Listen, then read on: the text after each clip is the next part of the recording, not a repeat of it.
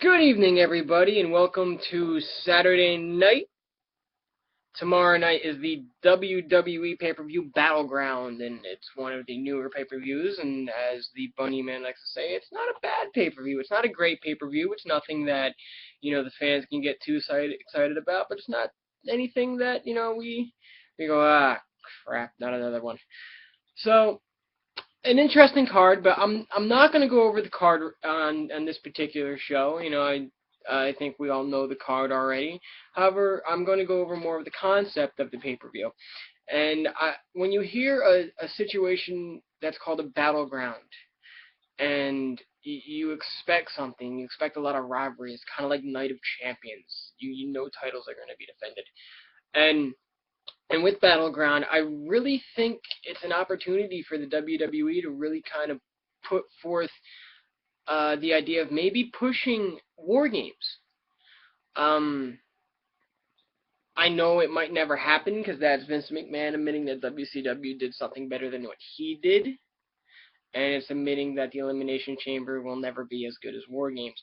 But I think it's a time. With Sting coming in, hopefully, and with you seeing a lot more look towards the past in WCW, especially WCW, with not just you getting the WWE Monday Night Wars TV show on the WWE Network. You're getting the best of WCW Nitro Volume 1 that just debuted on the WWE Network. I was just at Walmart last night and saw the Great American Bash DVD with Sting right on the cover. So, as Paul Heyman once said a couple years ago at the ECW One Night Stand pay-per-view, it wasn't him going back to a WCW pay-per-view reunion, but however, it looks like WCW is making a comeback in a slow way, not as fast as a pay-per-view, but you're seeing a lot more DVDs released of WCW and a lot more content.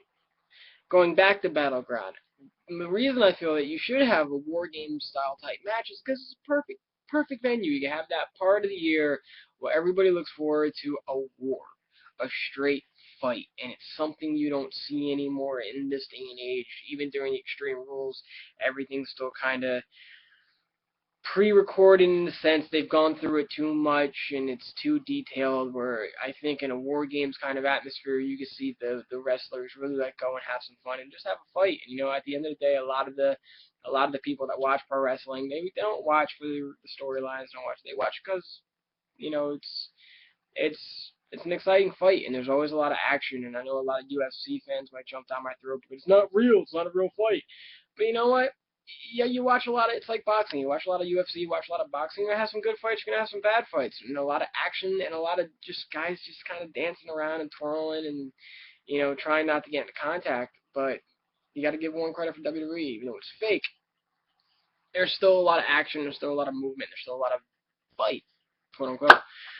But it's one of those things where I think the fans could really get behind it, and you could really get behind a pay-per-view like Battleground instead of getting rid of it 2 to 3 years later like they did with Fatal 4-Way and St. Valentine's Day Massacre and Fully Loaded and all the other ones. You see them 1 year and the next year they're gone.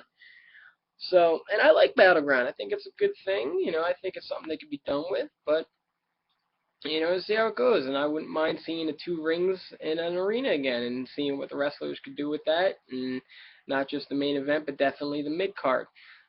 And to see maybe old WCW guys in it would be a nice nostalgia piece, especially seeing like a Jericho or a Booker T come out of retirement, or Sting. God, no, that's not gonna happen, but it would be cool, seeing what's left of the W's, especially the Big Show. Big Show would be cool to see Big Show in War Games one more time. For an old WCW junkie like myself, it'd be one last hurrah of what was World Championship Wrestling, and I think the War Games idea would be a perfect catalyst for what Battleground could be, and it could be a pay-per-view that every wrestling fan looks forward to instead of kind of looks past, unless there's an interesting card like I think we have this Sunday. I think this Sunday, despite the main event, it's an interesting card. It's a card that I'm sort of looking forward to seeing who wins and loses and how the storyline progresses. The main event, it's I don't know if Cena's gonna walk out with the title. I don't know if you're gonna have this monkey wrench in the last second and have maybe a cash in. Everybody's saying, oh, he's gonna win solely due to the fact that of the SummerSlam poster that was leaked of him versus Brock. But let's face it, let's take a time out here, folks. You don't need a title on the line for Cena Brock to be a big match. And I know a lot of wrestling fans and pro wrestling fans that are my friends hate that idea because they don't like John Cena, and I'm not a particular fan, but it's like a rash. I'm warming up to the idea.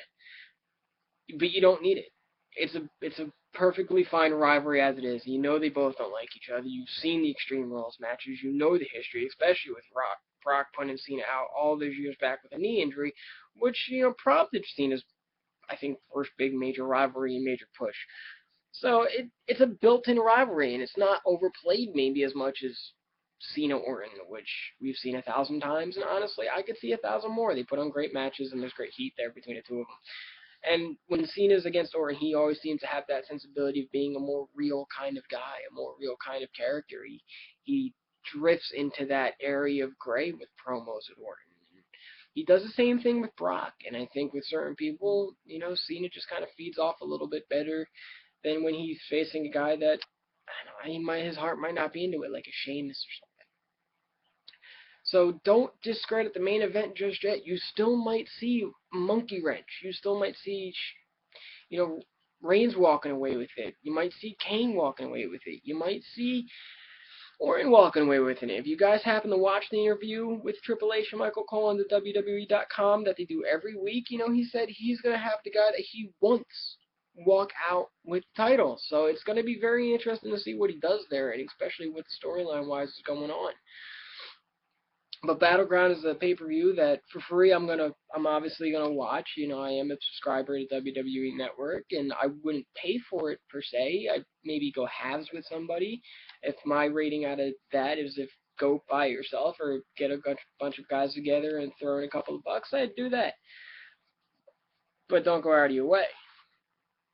So that's the idea of Battleground. I think Battleground would be a great debut for the Elimination Chamber, and I'm sorry, my apologies. The War Games. I think if they do bring in War Games, I don't think the Elimination Chamber would stay around too much unless they package it differently. Instead of a rip-off of War Games, it's just its own thing. I still think a lot of people look at it and go, it's War Games. That's all it is. It's a single guy War Games. It's not a team. A lot of people were clamoring for War Games when you had the Shield versus the Wyatt family a couple of months ago, close to a year ago. And they're like, it's the perfect time. And yes, it would have been the perfect time, but they didn't pull the trigger because Vince doesn't want to admit that WCW did something right. If you watch any content on WWE.com.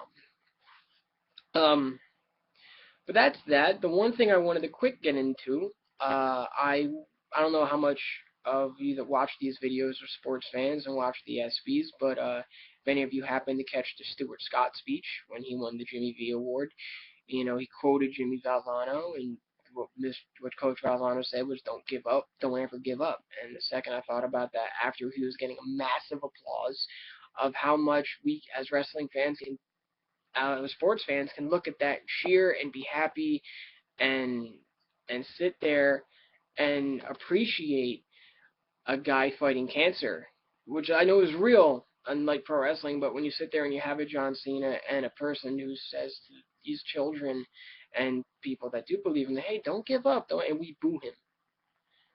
I know it's entertainment, but it's one of those situations where if you have a small brother or sister or a small child, they might be able to take that the wrong way and go, well, Daddy or whomever, you're applauding this guy and you're booing John Cena when you're saying the right thing. And like I said, I'm not the biggest John Cena fan, but I'm starting to just kind of give in.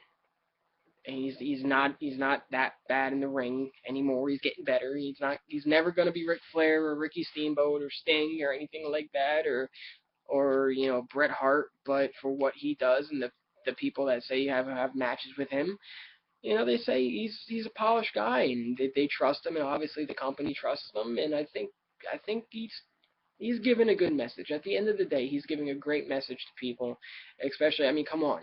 we were all kids. We all ate our prayers, said our vitamins, and believed in the Hulkamania.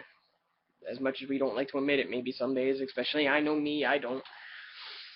I've gone a complete 180 on Hogan. But for the kids that are watching, when we were kids, we did the same thing. You know, we didn't give up. We never gave up. It was just a whole different thing. But I think if WWE really wants to push Cena the way they are and try to make a really good positive role model out of him, screw it. Why not? Do it. Do it and put your whole heart into it. And for the kids that believe it out there and are gaining some hope of like, I'm never giving up, you know, because Cena won't give up. Yeah, good for them, man. Do it, dude. If that would makes you get through your math homework at night, hey, fuck by all means. But definitely, I mean, watch Battleground if you can. I think it's going to be a fun pay-per-view. I think you're going to see a couple things in there that you're not going to expect because you do have, you know, obviously SummerSlam coming up, and with SummerSlam being lackluster in the past couple of years, I really think they're going to try to grab the summer audience and make it the WrestleMania of the summer, which SummerSlam's supposed to be. And of course, with the intrigue and Sting going around, there's a lot going on in pro wrestling right now. There's a lot to be excited about. You know, we're going to hold off too much, but you know, the pot's churning and we're going to see what's coming out of it. I appreciate watching the video. Like the video. Comment on the video. We're going to hopefully get a whole nother JDL and Bunnyman show when me and him are both together doing the show soon. We're going to hopefully have that coming up soon and this week, or if not the next. But until then, please comment. I'll be doing these videos maybe later this week. So take care, guys. Like, subscribe, enjoy the pay-per-view. Have a good night.